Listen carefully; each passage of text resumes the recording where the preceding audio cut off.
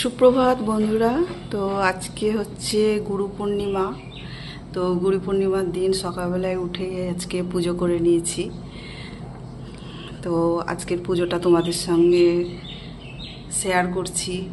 এই যে আমার গুরুদেবের পুজো তো করেছি, তার সঙ্গে আমার অন্যান্য দেবদেবীরও পুজো হয়ে গেছে। এই যে তো পুজো টুজো কমপ্লিট করে এই যে চা করেছি, এখন চা আর বিস্কুট খাবো।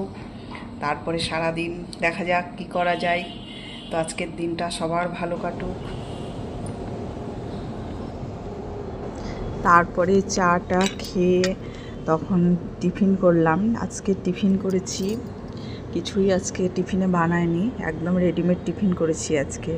আজকে দই আর চিড়ে খেয়েছি। দইটা আমাদের ঘরে ছিল না, কিনে এনেছে, কারণ এখন আর আমি দই বসাই না।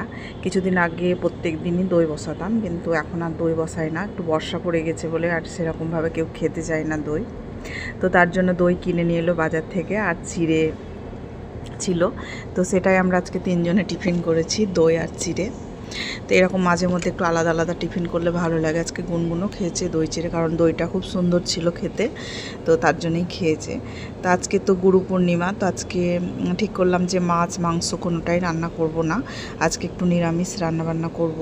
তো আজকে রবিবার, একদম নিরামিষ রান্না করলে আমার বাড়ির যে পুচকুসোনাটা আছে ওর মনটা ভালো হবে না। তো ওর কথা চিন্তা করি পোলাও করব ঠিক করলাম, কারণ ও পোলাও খেতে ভালোবাসে। আর এমনিতেই আমাদের নিরামিষটা একটু বেশি হয়। ধরো শুক্রবার থেকে টানা নিরামিষ চলছে, শুক্র শনি রবি 3 দিন হয়ে গেল আজকে।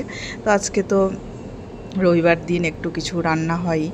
তো আজকে যেহেতু বললাম যে আমি নিরামিষ খাবো, তো দেখলাম যে দুরকম করে তো অসুবিধা, রান্না করে দুরকম রান্না করা, তো একরকমই করছি নিরামিষ রান্না। পোলাও করব। তো আমি যেভাবে পোলাও রান্না করি এর থেকে মনে হয় সোজা কোনো রেসিপি নেই পোলাও রান্নার। তো খুবই শর্টকাট রান্না করি আমি। তো খেতে কিন্তু খুব ভালো হয়, শর্টকাট হলেও রান্নাটা খেতে খুবই ভালো হয়। কিছুই করি না, তোমার ওই তেল বলছি সরি, ঘিয়ের মধ্যে ছোটো এলাচ, দারচিনি, শুকনো লঙ্কা, তেজপাতা সব দিয়ে দিলাম দেখতেই পেলে। তারপরে কাজু কিশমিশটাও দিয়ে একটু নাড়াচাড়া করে নিলাম। আর তার আগে চালটা ধুয়ে একটু জল ঝরাতে দিয়েছিলাম ছাকনাতে, দিয়ে তার উপরে একটু হলুদ দিয়ে এই যে এখন একটু নাড়াচাড়া করে নিচ্ছি। তো এইরকমভাবেই পোলাও রান্না করি। মনে হয় পোলাও রান্নাটা মানে খুব সহজেই হয়, আর খেতেও কিন্তু খুব ভালো হয়। আর ঘি পরিমাণ খুব বেশি দিইনি, একটু হালকা করেই করছি, কারণ আমার ঘি তেলটা তো একটু কম খাওয়ার কথা আছে, মানে ডাক্তার বারণ করেছে। তবুও দেখবে রান্না বান্না করলে ঘি তেল ছাড়া কোনো রান্না হয় না। আর এ দেখো এখানে সকালবেলায় ভিজিয়ে দিলাম ছোলা, কাবলি ছোলা। তো এটা আলু দিয়ে তরকারি করব। আর পোলাওতে জল দেবো, তার জন্য একটু হাঁড়িতে গরম জল বসিয়ে দিয়েছি। আর ঠিক করেছি চালটা বেছে ওই চালটা ভাজার পরে হাঁড়ির মধ্যে দিয়ে দেবো, আর কড়াইয়ে এই ঘুগনিটা করব। তো ঘুগনিটা করার আগে তোমার একটু লবণ আর হলুদ দিয়ে কুকারে বসিয়ে দেবো। আর মশলা তো আজকে নিরামিষ মশলা, কারণ পেঁয়াজ রসুন কিছুই দেবো না, এটা নিরামিষভাবেই রান্না করব। এটা আমি যখনই রান্না করি নিরামিষভাবেই রান্না করি, কারণ টিফিনে ওদেরকে দিই, যেহেতু গুনগুন স্কুল ব্যাগে টিফিন নিয়ে যায়, তার জন্য পেঁয়াজ রসুন কোনো কিছুই দিই না, নিরামিষ করেই ওকে করে দিই।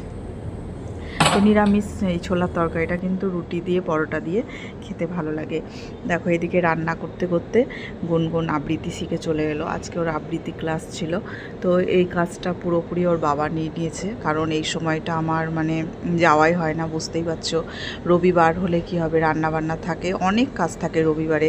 আজকে আবার রান্নাঘরটা একটু পরিষ্কার করলাম, যেহেতু আজকে রান্নার সেরকম কোনো চাপ নেই। তো ওরা যখন আবৃত্তি ক্লাসে যায় তখনই আমি একটু রান্নাঘরটা পরিষ্কার করে নিয়েছি। আর কিছুটা বাকি আছে, খাওয়া দাওয়ার পরে দুপুর টাইমে করব। তো দেখো আমার এদিকে ছোলা সিদ্ধ হয়ে গেছে, আলুও সিদ্ধ হয়ে গেছে।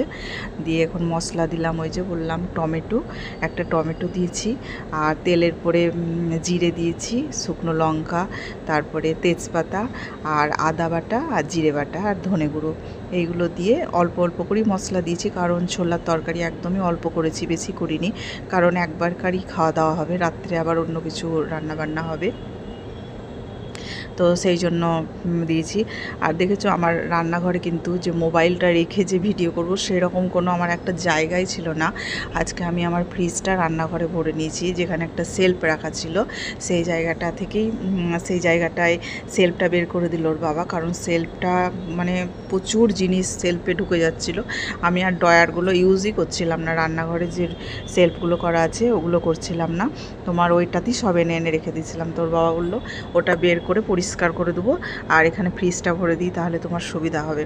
তো ফ্রিজটা রান্নাঘরে ভরে দিল হাতের কাছে, আর সেলফটা বাইরে বের করে দিল। এখন সেলফটা চিন্তা করতে হবে কোথায় রাখবো, দেখা যাক। ওই শেষমেশ সেই ঠাকুর ঘরেই ভরতে হবে, কারণ ফাঁকা জায়গা বলতে যা আছে ঠাকুর ঘরেই ফাঁকা জায়গা আছে।